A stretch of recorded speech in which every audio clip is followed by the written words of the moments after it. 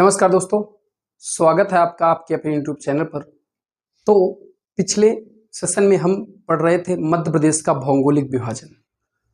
और मध्य प्रदेश के भौगोलिक विभाजन में मैंने आपको जानकारी दी थी कि मध्य प्रदेश को भौगोलिक आधार पर 3 भागों में बांटा गया है।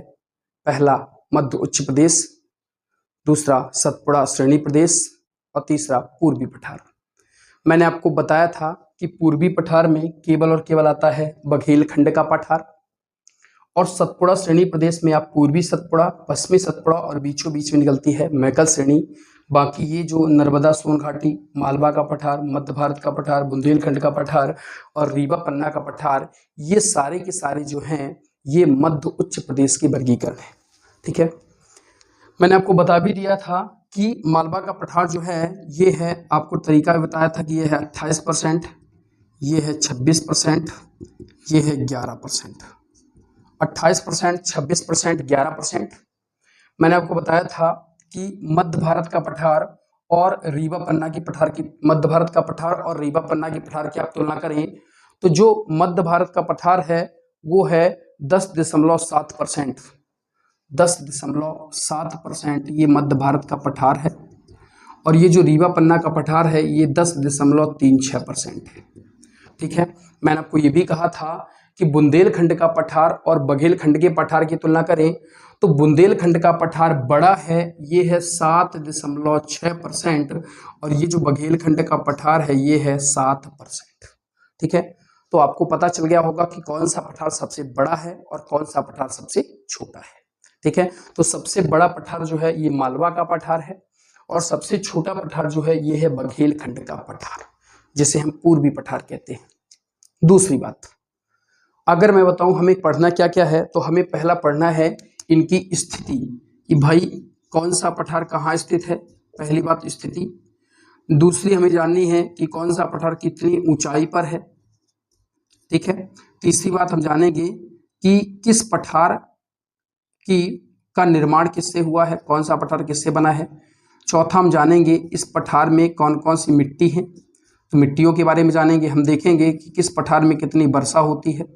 ठीक है, फिर हम देखेंगे कि इस पठार में की कैसी जलवायु है, कैसी जलवायु है। ठीक है, और देखेंगे इस पठार में कौन कौन से जिले आते हैं। ठीक है, और भी बहुत सारी जानकारी हम जानने वाले हैं, तो हमारी बात ध्यान से समझिए। अगर इन स्थितियों को पढ़ा जाए तो सबसे फर्स्ट नंबर में आता है स्थिति। पहले मैंने बता दिया कि आपको स्थिति पहला नंबर क्या है, क्षेत्रफल। तो एरिया तो हम देख चुके हैं कि किस पठार का कितना एरिया है। ठीक है, तो 28%, 26%, 11%, 10.70%, यह है 10.36%। बुंदेलखंड का पठार 7.6% और बघेलखंड का पठार 7%। दूसरी बात आपको क्या है, देखें मैं यहीं पर बहुत सारी बातें लिखता चलूंगा। ठीक है, देखो अब मैं आपको पहले भी बता चुका हूं, देख ले एक बार, कि हम मालवा के पठार को आधार बनाएंगे। ठीक है, और मालवा के पठार से हम सारा का सारा मैप में घूमेंगे। ठीक है, तो ये जो मालवा का पठार है ये कितना ऊंचा है, तो ये जो है ये 300 से 600 मीटर ऊंचा है। पहली बात ऊंचाई, 300 से कितना ऊंचा है भैया, 600 मीटर ऊंचा है। आप मेरे साथ इसको नोट करते चलें, क्योंकि थोड़ी देर के बाद पूरा का पूरा मैप भर जाएगा। ठीक है, तो इसकी जो ऊंचाई है 300 से 600 मीटर है। जो ये है नीचे वाला, तो ये है 300 से 400 मीटर, क्योंकि नर्मदा नदी ने यहाँ पर गड्ढे बनाए हैं, तो ये कितना है 300 से 400 मीटर, और ये है 300 से 500 मीटर। 300 से 500 मीटर ऊंचा है। ठीक है, तो पहली बात ये 300 से 600 मीटर है, ये सबसे नीचा है। 300 से 400 मीटर नर्मदा सोन घाटी मध्य प्रदेश का सबसे निचला भाग है पठारों के अंतर्गत। तो ये 300 से 400 मीटर है, और ये 300 से 500 मीटर है। सबसे अलग आपको याद रखना है बुंदेलखंड का पठार, ये 150 से 450 मीटर ऊंचा है। 150 से 450 मीटर ऊंचा है। बाकी जितने भी पठार बच रहे हैं ये सारे के सारे 400 से 600 मीटर ऊंचे हैं। 400 से 600 मीटर ऊंचे हैं। कितने ऊंचे हैं, 400 से 600 मीटर ऊंचे हैं। 400 से 600 मीटर ऊंचे हैं। ठीक है, बहुत आराम से आपको दिमाग में आपकी जानकारी बैठ गई होगी। क्या कहा मैंने कि केवल मालवा के पठार को पकड़ लें। मालवा का पठार है 300 से 600 मीटर, ऊपर वाला है 300 से 500 मीटर, और नीचे वाला है 300 से 400 मीटर। तो आपको याद हो गया होगा कि नर्मदा सोन घाटी मध्य प्रदेश के बीचों बीच में है, क्योंकि नर्मदा नदी 15 जिलों से होकर के बहती है। तो नर्मदा नदी यहाँ पर क्या कह रही है, गहरे गड्ढे बनाए हैं, तो यहाँ पर क्या है, इसकी ऊंचाई सबसे कम है, तो ये 300 से 400 मीटर है, ये 300 से 600 मीटर है, और ये 300 से 500 मीटर है। सबसे अलग कौन है, ये बुंदेलखंड का पठार है, 150 से 450 मीटर ऊंचा। बाकी सारे के सारे पठार कितने हैं, 400 से 600 मीटर ऊंचे हैं। ठीक है कि नहीं। अब ऊंचाई हमने देख ली, तो हम देख लेते हैं कि किस पठार की सबसे ऊंची चोटी कौन सी है। तो अगर मैं मालवा के पठार की बात करूं, तो नंबर फर्स्ट मालवा का पठार जो है, इसमें 3 चोटियां हैं। पहली चोटी आपको याद रखना है, एक चोटी है जाना पाबा, जाना पाबा एक सिगार है, ठीक है। पहले नंबर है सिगार, सिगार, दूसरी है जाना पाबा, जाना पाबा, तीसरी है धजारी, धजारी, और चौथी है गोमनपुर, गोमनपुर। ठीक है, तो नंबर फर्स्ट सब चोटी इसमें याद रखें कि सिगार, जाना पाबा, धजारी इसकी चोटियां हैं। तो जो मध्य ये सिगार चोटी है, इसकी जो ऊंचाई है मालवा के पठार में, सिगार, जाना पाबा, धजारी और गोमनपुर, ये ऊंचाई है। तो जो सिगार चोटी है 881 मीटर है। जाना पाबा, ठीक है, मालवा के पठार की सबसे ऊंची चोटी कौन सी है, सिगार, ठीक है, सिगार चोटी है। और फिर जाना पाबा और धजारी भी है, ठीक है कि नहीं। तो सिगार 881 मीटर है, 881 मीटर, ठीक है। धजारी याद रखें 810 मीटर, और गोमनपुर जो है ये 510 मीटर है, ठीक है। तो सिगार, जाना पाबा, धजारी, गोमनपुर इसकी ऊंची चोटियां हैं। तो सबसे ऊंची चोटी कौन सी है मालवा के पठार की, सिगार है। इसके अतिरिक्त आप याद रखें जाना पाबा, धजारी, गोमनपुर, ये भी चोटियां हैं। तो ये 4 चोटियां कहां पर आती हैं, मालवा के पठार में। अब देखें जो बुंदेलखंड का पठार है, इसकी सबसे ऊंची चोटी याद रखें, इसकी सबसे ऊंची चोटी का नाम है सिद्ध बाबा, 1172 मीटर। सिद्ध बाबा इसकी सबसे ऊंची चोटी है, और इस चोटी की लंबाई ऊंचाई कितनी है, 1172 मीटर। तो बुंदेलखंड के पठार की सबसे ऊंची चोटी कौन सी है, सिद्ध बाबा, ठीक है। बुंदेलखंड के पठार की सबसे ऊंची चोटी कौन सी है, सिद्ध बाबा। जो रीवा पन्ना के पठार की सबसे ऊंची चोटी है वो है सद्भावना शिखर, 752। इसकी में याद रखें, इसमें सबसे ऊंची चोटी कौन सी है, इसमें सबसे ऊंची चोटी है सद्भावना शिखर, सद्भावना शिखर। इसी को गुडविल चोटी कहा जाता है। ये 752 मीटर ऊंची है, 752 मीटर ऊंची है। और याद रखें मध्य प्रदेश की जो सबसे ऊंची चोटी है वो आपका महादेव श्रेणी में स्थित है, धूपगढ़, 1350 मीटर। यहाँ पर एक महादेव श्रेणी है। तो महादेव श्रेणी में स्थित, महादेव श्रेणी में स्थित आपका कौन सा है, धूपगढ़। महादेव श्रेणी में एक स्थान है पचमढ़ी में, धूपगढ़, जो मध्य प्रदेश की सबसे ऊंची चोटी है। कितनी ऊंची चोटी है, 1350 मीटर, ठीक है। तो याद रखें कि मध्य प्रदेश की सबसे ऊंची चोटी कौन सी है, ये धूपगढ़ है, जो महादेव श्रेणी में है, सतपुड़ा मैकल श्रेणी के अंतर्गत आती है ये। और ये जो धूपगढ़ है, ठीक है, तो ये आपका पचमढ़ी में स्थित है। 1300 श्रेणी पूछी जाए तो महादेव श्रेणी, पर्वत पूछा जाए तो सतपुड़ा मैकल श्रेणी का ये भाग है। और कितनी ऊंची है, 1350 मीटर। तो आपको याद क्या क्या रखना है कि सिगार, जाना पाबा, धजारी और गोमनपुर सबसे ऊंची चोटियां हैं मालवा के पठार की, 881 मीटर, धजारी 810 मीटर, ठीक है, गोमनपुर 510 मीटर। इसके अलावा आप याद रखें जो बुंदेलखंड के पठार की सबसे ऊंची चोटी है वो है सिद्ध बाबा, 1172 मीटर। जो रीवा पन्ना के पठार की सबसे ऊंची चोटी है वो है सद्भावना शिखर। इसी को गुडविल चोटी भी कहा जाता है, गुडविल चोटी, जो आपका 752 मीटर है, ठीक है। और मध्य प्रदेश की सबसे ऊंची चोटी कौन सी है, महादेव श्रेणी में स्थित धूपगढ़ है, जो 1350 मीटर ऊंची है, ठीक है। तो आपको चोटियां भी एकदम समझ में आ गई होंगी, आप इन चोटियों को लिख सकते हैं, ठीक है। हाँ, अब रही बात चोटियों के बाद, ठीक है, तो हमने क्या क्या देख लिया, हमने देख लिया किसका क्षेत्रफल है, ठीक है। हाँ, दूसरी बात हमने देख ली कि कौन सा पठार कितना ऊंचा है, ठीक है। अब देखिए, अब तीसरी बात हम देखते हैं इसकी स्थिति कहां पर है। स्थिति मतलब देखिए, अगर आपसे पूछा जाए कि मालवा के पठार की स्थिति, तो मालवा का पठार जो है ये आपको पता होगा मैप में कि ये आपका ऐसा मैप आता है, ये नॉर्थ वाला पार्ट होता है, ये साउथ वाला पार्ट होता है, ये ईस्ट वाला भाग होता है और ये वेस्ट वाला भाग होता है। तो अगर मालवा के पठार की स्थिति पूछी जाए तो मैं कहूंगा मध्य भारत के पठार के दक्षिण में, नर्मदा सोन घाटी के उत्तर में, रीवा पन्ना का पठार और बघेलखंड के पठार के वेस्ट मतलब पश्चिम में है। ठीक है, तो आपको स्थिति समझ में आ गई होगी कि मध्य भारत के पठार के नीचे है, मतलब मध्य भारत का पठार नॉर्थ तरफ है, तो मध्य भारत के पठार के नीचे मतलब कहां पर है, दक्षिण में। नर्मदा सोन घाटी के उत्तर में, नर्मदा सोन घाटी के कहां पर, उत्तर में। और रीवा पन्ना का पठार और बघेलखंड के पठार के कहां पर है, पश्चिम में है। इसी तरह सबकी स्थिति आपको बताने, जैसे सतपुड़ा श्रेणी प्रदेश की स्थिति के बारे में बात करूं तो नर्मदा सोन घाटी के दक्षिण में, बघेलखंड के पठार के पश्चिम में।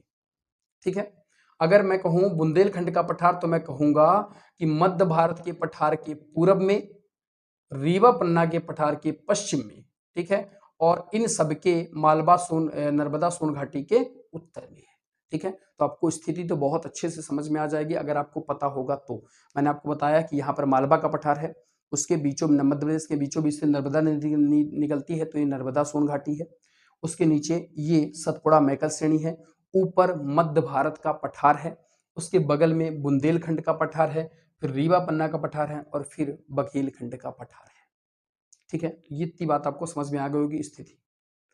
अब हम अगर बात करें तो अगला नंबर हम देख लेते हैं कि कहाँ की जलवायु कैसी है। ठीक है, देखिए, तो याद रखें मध्य प्रदेश में अगर सबसे अच्छी जलवायु की बात की जाए तो मालवा के पठार की जलवायु सबसे अच्छी जलवायु कही जाती है। यहाँ की जो जलवायु है वो है समशीतोष्ण। समशीतोष्ण मतलब सम मतलब समान, शीत और उष्ण मतलब ना ज्यादा गर्मी पड़ती है और ना ज्यादा ठंड पड़ती है। तो याद रखें मालवा का पठार, रीवा पन्ना का पठार और बघेलखंड, ये तीनों के पठार की जलवायु लगभग कैसी है, समशीतोष्ण। क्या कहा मैंने कि तीन याद रखें, पहला आप याद रखें किसको, मालवा का पठार। मालवा का पठार, रीवा पन्ना का पठार और बघेलखंड का पठार, ये तीन पठार जो हैं इनकी जो स्थिति है, इनकी जो जलवायु है ये कैसी है, समशीतोष्ण। समशीतोष्ण मतलब ना ज्यादा गर्मी पड़ती है और ना ज्यादा ठंड पड़ती है। ये याद रखें, ये है मालवा का पठार, रीवा पन्ना का पठार और बघेलखंड के पठार की जलवायु कैसी है, समशीतोष्ण। मालवा, रीवा पन्ना और बघेलखंड की कैसी है, समशीतोष्ण है। अब नर्मदा सोन घाटी और सतपुड़ा श्रेणी में अधिक गर्मी और साधारण ठंड है। ठीक है, यहाँ पर नर्मदा सोन घाटी और सतपुड़ा मैकल श्रेणी में अधिक गर्मी है, अधिक गर्मी यहाँ पर पड़ती है। गर्मी में क्या होता है, अधिक गर्मी, और ठंड में आपका क्या पड़ती है, साधारण ठंड। ठंड में क्या पड़ती है, साधारण ठंड। ठीक है, तो गर्मी में यहाँ पर क्या होता है भैया, गर्मी में अधिक गर्मी पड़ती है और ठंड में क्या पड़ता है, साधारण ठंड। तो आपको दो जगह की पता हो चल गई होगी, नर्मदा सोन घाटी और सतपुड़ा मैकल श्रेणी की अधिक गर्मी और अधिक साधारण ठंड है। अब बचा कौन सा, मध्य भारत और बुंदेलखंड। तो याद रखें मध्य भारत और बुंदेलखंड की अगर मैं दोनों की बात करूं तो यहाँ पर गर्मी में अधिक गर्मी और ठंड में अधिक ठंड पड़ती है। मतलब गर्मी में क्या होता है, यहाँ पर अधिक गर्मी पड़ती है, गर्मी में क्या होता है, बहुत ज्यादा गर्मी पड़ती है, और ठंडी में बहुत ज्यादा ठंड पड़ती है, अधिक गर्मी व अधिक ठंडी पड़ती है। ठीक है कि नहीं, तो गर्मी में बहुत ज्यादा गर्मी होती है और ठंड में बहुत ज्यादा ठंड होती है। कहाँ पर, मध्य भारत और बुंदेलखंड के पठार में।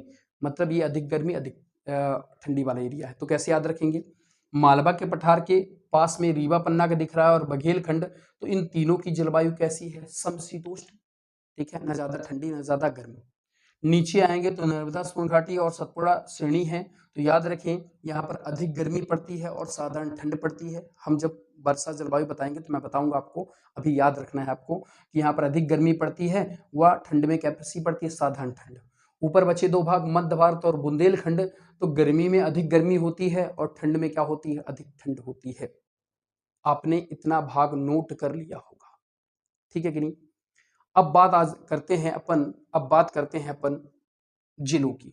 देखिए, तो अगर मैं जिले कहूं तो याद रखें मालवा के पठार में सबसे ज्यादा जिले आते हैं। मालवा के पठार में कितने जिले आते हैं, 15 जिले आते हैं। ठीक है, मालवा के पठार में 15 जिले आते हैं। यदि आपको मैप पता होगा तो आप अंदाजा लगा लेंगे कि मालवा के पठार के कौन कौन से जिले। यहाँ पर इंदौर, भोपाल मैंने दिखाया था, तो भोपाल के तो भोपाल संभाग, भोपाल, सीहोर, रायसेन, विदिशा, राजगढ़, ये पूरा भोपाल संभाग आता है। इंदौर वाले एरिया आते हैं, इंदौर आता है यहाँ पर। ठीक है, नीचे धार का एरिया आता है, मंदसौर है, नीमच है, रतलाम है, तो ये सारे कहाँ पर आते हैं, यहाँ पर। अगर मैं नर्मदा सोन घाटी की बात करूं तो यहाँ पर जबलपुर के कुछ एरिया आएंगे, ठीक है। नीचे आते जाएंगे तो इस तरफ आपको दिखाई देता है धार, झाबुआ, अलीराजपुर, ये वाले एरिया आएंगे, ठीक है। यहाँ पर भी आपने देखा होगा तो यहाँ पर कुछ नीचे सतपुड़ा श्रेणी में जाएगा तो यहाँ पर खंडवा, खरगोन, बड़वानी, बुरहानपुर, ये वाला एरिया आ जाएगा। यहाँ पर बाला वाला घाट आ जाएगा, ठीक है। मंडला, डिंडोरी, यहाँ पर कुछ एरिया आ जाएगा। तो रही बात जिलों की, तो यदि आपसे मैपिंग आती है तो आपको जिले भी पता चले गए होंगे कि कौन से आते हैं। ऊपर आपको पता होगा मध्य भारत में श्योपुर, मुरैना, भिंड, ऐसे ये जिले आते थे। ग्वालियर, दतिया आपका यहाँ पर पड़ेगा। तो ये जो जिले हैं ये कहाँ पर आते हैं? मध्य भारत के पठार में। इसी तरह बुंदेलखंड के जो जिले आते हैं तो बुंदेलखंड वाले पन्ना, छतरपुर, टीकमगढ़ यहाँ पर आते हैं। रीवा, पन्ना के जो जिले हैं, रीवा, सतना, ये सब कहाँ पर आते हैं? यहाँ। और बघेलखंड में आता सीधी, सिंगरौली, शहडोल, उमरिया और अनूपपुर। तो 5 जिले याद करें, सीधी, सिंगरौली, शहडोल, उमरिया और अनूपपुर, ये कहाँ पर आते हैं? बघेलखंड के पठार में, ठीक है। तो आपको लगभग जिले समझ में आ गए होंगे। जिलों वाला प्रश्न कभी भी नहीं आता है कि कौन सा पठार में आता है, कौन सा पठार में नहीं आता है, क्योंकि लगभग ये जिले आसपास के ही पूछे जा सकते हैं। आपसे पूछेगा कि सतपुड़ा श्रेणी में कौन सा जिला नहीं आता है, तो कुछ जिले आपके यहाँ से दे देगा, बोल देगा श्योपुर, मुरैना, ऐसे करके ऑप्शन देगा, तो याद आप समझ जाएंगे। एग्जैक्ट एकदम बगल के जिले कभी भी नहीं दिए जाते हैं कि कौन आता है कौन नहीं आता है, क्योंकि लगभग एरिया एक दूसरे को छूता रहता है। इस वजह से एकदम एग्जैक्ट वाले नहीं आते कि आप सोचें कि यहाँ का जिला और यहीं का जिला एकदम आसपास के पूछेगा तो कभी नहीं पूछेगा। हाँ, दूर के एरिया, यहाँ का प्रश्न यहाँ वाले जिले दे देगा। तो जिलों में आपके कभी कोई समस्या नहीं जाएगी यदि आपसे मध्य प्रदेश का मैप आता है तो। और यदि मैप नहीं आता है तो फिर आप जिले नहीं बता पाएंगे। मैंने आपको कई बार कहा है, मैंने एक मैपिंग वाला वीडियो बनाया है और आप उस मैपिंग वाले वीडियो को देखें तो आपको समझ में आएगा कि कौन सा जिला कहाँ है, ठीक है कि नहीं। अब रही बात जिलों की, बात हो गई। अब देखें, अब बात हम कर लेते हैं थोड़ा सा निर्माण की, ठीक है। देखें, तो ये जो निर्माण की अगर बात करें तो जो मालवा का पठार है, मालवा का पठार ये जो है ये बना है दक्कन ट्रैप के लावा से। दक्कन ट्रैप के लावा से बना है, दक्कन ट्रैप के लावा से निर्मित हुआ है। और आपको बहुत अच्छे से पता होना चाहिए कि चूंकि ये लावा से बना है और लावा से जो मिट्टी बनती है तो कौन सी मिट्टी होती है? तो ये काली मिट्टी वाला एरिया होता है। तो यहाँ पर मिट्टी कैसी होगी? काली, क्योंकि ये लावा से बना है। तो मालवा का पठार किससे बना है भैया? ये बना है दक्कन ट्रैप के लावा से। तो मालवा के पठार के बारे में आपको समझ में आ गई होगी कि जो मालवा का पठार है ये दक्कन ट्रैप की लावा और बेसाल्ट चट्टानों से बना है। मतलब अगर मैं कहूँ बेसाल्ट चट्टानें वही होती हैं जो आपका क्या है? बेसाल्ट चट्टानों से बना है। तो बेसाल्ट चट्टानें वही हैं जो आपका क्या निकलती है? भूकंप में निकलती हैं, ज्वालामुखी में निकलती हैं। तो ये दक्कन ट्रैप की लावा से बना है। अतः ये कौन सी चट्टानें, यहाँ पर कौन सी मिट्टी पाई जाएगी? काली मिट्टी। तो दक्कन ट्रैप के लावा और बेसाल्ट चट्टानों से निर्मित हुआ है, एक बात। दूसरी बात, ये जो बिंद से, ये जो मध्य भारत का पठार है, आपको पता होना चाहिए जब हम नदी पढ़ेंगे तो यहाँ से एक नदी निकलेगी, चंबल नदी। तो इंदौर से निकलेगी और सीधे होते हुई यहाँ से निकलती हुई राजस्थान में प्रवेश करती हुई फिर मध्य प्रदेश में प्रवेश करेगी और यहाँ पर जाकर के यमुना में मिल जाएगी। तो ये जो मध्य भारत का पठार है, तो मध्य भारत के पठार में जो आपका चंबल नदी है सबसे ज्यादा मृदा अपरदन करने वाली नदी है, सबसे ज्यादा मिट्टी को काटती है, मृदा अपरदन करने वाली नदी है। और यहाँ पर चंबल नदी ने यहाँ से निकल करके यहाँ पर श्योपुर, मुरैना, भिंड में बड़े बड़े गहरे गड्ढे बनाए हैं। इस वजह से मुरैना जो है ये बाघियों का गढ़ कहलाता है, क्योंकि यहाँ पर चंबल नदी ने बड़े बड़े गड्ढे बना दिए हैं। और ये नदी क्या करती है? मृदा अपरदन करती है, तो अपने साथ मिट्टी को काट करके ले जाती है और ये काट करके ले जाती है और यहाँ पर जाकर के बिछा देती है। तो जो मिट्टी नदियों द्वारा बहा कर या काट कर ले जाई जाती है तो ये जलोढ़ मिट्टी के एरिया होता है। कौन सी मिट्टी? तो यहाँ पर मध्य प्रदेश में कौन सी मिट्टी पाई जाएगी भैया? यहाँ पर मध्य प्रदेश में पाई जाएगी जलोढ़ मिट्टी, जलोढ़ मिट्टी पाई जाएगी। तो इसका जो निर्माण है ये इससे बगल में लगा है। इसका जो निर्माण है ये बिंद सैल समूह के अपरदन से और चंबल के निक्षेपों से हुआ है। क्या कहा मैंने?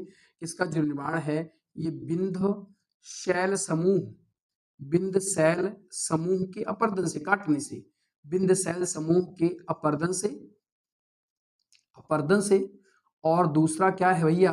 चंबल के निक्षेप से हुआ है। तो इसका निर्माण किससे हुआ भैया? बिंद सैल समूह के अपरदन से और चंबल के निक्षेप से इसका निर्माण हुआ है। किसका? मध्य भारत के पठार का। सबसे अलग आपको याद रखना है बुंदेलखंड का पठार कैम्बियन युग की ग्रेनाइट और नीच चट्टानों से बना हुआ है। क्या कहा मैंने कि जो बुंदेलखंड का पठार है ये किससे बना है, सबसे अलग है, याद रखें। तो इसके लिए याद रखें आपकी कैम्बियन युग की, कैम्बियन कैम्बियन युग की ग्रेनाइट और नीच चट्टानों से, ग्रेनाइट एवं नीच चट्टान से कौन सा बना है, ये बना है बुंदेलखंड का पठार। अगर इसकी बात करो तो ये भी रीवा पन्ना का पठार विंध्य शैल समूह के अपरदन से बना है, विंध्य शैल समूह के अपरदन से, विंध्य शैल समूह के अपरदन से कौन बना है, रीवा पन्ना का पठार भी आपका किससे बना है भैया, विंध्य शैल समूह के अपरदन से बना हुआ है। अगर अब बात करें नर्मदा सोन घाटी, ठीक है, अब देखें, अब बघेलखंड का सबसे अलग है आद्य महाकल्प तथा जुरैसिक शैल समूह से। ये जो बुंदेलखंड का है, बुंदेलखंड का, बुंदेल है, ठीक है, बुंदेलखंड आद्य महाकल्प और जुरैसिक शैल समूह से ये जो बना है, ये बना है आद्य महाकल्प, आद्य महाकल्प तथा जुरैसिक शैल समूह से, जुरैसिक शैल समूह से, आद्य महाकल्प तथा जुरैसिक शैल समूह से कौन सा बना है, बुंदेलखंड का पठार। अब देखें ये जो नीचे का एरिया है ये लगभग सब ये लावा से ही बना हुआ है, लेकिन अलग अलग जगह पर अलग अलग है। जैसे नर्मदा सोन, अगर मैं कहूं नर्मदा सोन घाटी जो है ये दक्कन ट्रैप के चट्टानों से और पूर्व में धारबाड़ से बना है, ठीक है, यहाँ तरफ आएंगे तो यहाँ पर धारबाड़ क्रम की चट्टानें हैं, धारबाड़ क्रम की चट्टानों से बना है, ठीक है, और यहाँ पर जो है ये यहाँ का भाग जो है ये दक्कन ट्रैप की लावा से बना है, दक्कन ट्रैप की लावा, ट्रैप की लावा से, ठीक है। तो ये इस तरफ का भाग जो है ये दक्कन ट्रैप के अलावा से, इसलिए यहीं पर मध्य प्रदेश में काली मिट्टी पाई जाती है, यही है कपास के लिए, ठीक है। तो कपास वाला एरिया यही है, काली मिट्टी में होता है कपास, ठीक है, इसीलिए जो कपास वाले खंडवा खरगोन यहीं पर है, इस वजह से कपास यहाँ ज्यादा होता है, इस वजह से सुनहरे जिले कहलाते हैं कपास के कारण। तो ये काली मिट्टी वाला एरिया है, तो ये पश्चिम में दक्कन ट्रैप के अलावा से बना है और ये पूर्व में आपका धारबाड़ क्रम की चट्टानों से बना हुआ है। इसी तरह अगर मैं सतपुड़ा श्रेणी प्रदेश की बात करूं तो ये भी दक्कन ट्रैप के अलावा तथा आर्कियन और धारबाड़ क्रम की चट्टानों से बना, ये भी बना है दक्कन ट्रैप के अलावा से, दक्कन ट्रैप के अलावा से, ठीक है। और अगर मैं पूर्व तरफ की बात करूं तो यहाँ पर भी आर्कियन युग की चट्टानें आ जाएंगी, तो आर्कियन पूर्व तरफ का जो भाग है आर्कियन एवं धारबाड़ क्रम की चट्टानों से बना है, आर्कियन एवं धारबाड़ क्रम की चट्टानों से, आर्कियन और धारबाड़ क्रम की चट्टानों से कौन सा बना है, ये भाग। तो आपको शब का लगभग पता चल गया होगा कि कौन सा भाग किससे मिलकर के बना हुआ है, ठीक है कि नहीं। अब बात आती है मिट्टी, तो रही बात मिट्टियों की तो मैंने आपको बता ही दिया है कि ये लगभग काली मिट्टी वाला एरिया है, ठीक है। अब पढ़ेंगे गहरी काली, लाल काली, छिछली काली, ये पढ़ेंगे, ठीक है। तो ये आपका कौन सा एरिया है, लगभग काली मिट्टी वाला एरिया है। मैंने बता ही दिया है कि यहाँ पर जलोढ़ मिट्टी पाई जाती है, यहाँ पर कौन सी मिट्टी पाई जाती है, मध्य भारत में जलोढ़ मिट्टी। आप याद रखें बुंदेलखंड में, बुंदेलखंड में लाल और काली मिट्टी पाई जाती है। जो बुंदेलखंड का पठार है तो इसकी जो मिट्टी है बुंदेलखंड वाली ये लाल और काली, लाल और काली मिट्टी का एरिया है। जो ये रीवा पन्ना है ये जो है ये काली और कछारी हम कहेंगे, ठीक है। रीवा पन्ना की जो मिट्टी है तो इसमें कंकड़ उंकड़ पाए जाते हैं, रीवा पन्ना, तो हम कहेंगे काली और कछारी। तो रीवा पन्ना की मिट्टी कैसी है भैया, रीवा पन्ना के पठार की ये काली और कछारी, ठीक है, क्योंकि इसमें रेत वेत के कण पाए जाते हैं, तो काली कछारी मिट्टी वाला एरिया है, ठीक है। अब आती है बुंदेलखंड के पठार की बात, तो बघेलखंड के पठार की बात। अच्छा ये बुंदेलखंड नहीं, ये बघेलखंड का पठार लिखा है यहाँ पर, ठीक है, बुंदेलखंड तो ऊपर है, ये है बघेलखंड का पठार, ठीक है। तो अब आई अगर बघेलखंड के पठार की बात, तो जो बघेलखंड का पठार है ये लाल पीली मिट्टी में एरिया, या याद रखें, ठीक है, ये कौन सा है, लाल और पीली मिट्टी वाला एरिया है, लाल और पीली मिट्टी वाला एरिया है, ठीक है। तो याद रखिए, देखो अब एक चीज और हो जाएगी, इस तरफ जाओगे तो काली मिट्टी मिलेगी, इस तरफ जाओगे तो मिलती जुलती मिट्टी, जैसे यहाँ पर लाल मिट्टी का एरिया है तो यहाँ की जो मिट्टी है यहाँ पर भी लाल हो जाएगी, ठीक है। इसी तरह यहाँ पर काली मिट्टी का एरिया है तो मिलती लाल मिट्टी यहाँ मिल जाएगी, ये काली कछारी के एरिया है तो यहाँ पर कुछ लाल और पीली मिट्टी मिल जाएगी, ठीक है। तो ये लगभग पूरब पश्चिम में थोड़ा थोड़ा सा क्या डिफरेंस आ जाता है, क्योंकि अगल बगल एरिया लगे हैं इस वजह से। तो लगभग ये काली मिट्टी के एरिया है, ये आपका जलोढ़ मिट्टी के एरिया है 3%, ठीक है, ये लगभग जलोढ़ मिट्टी के एरिया है।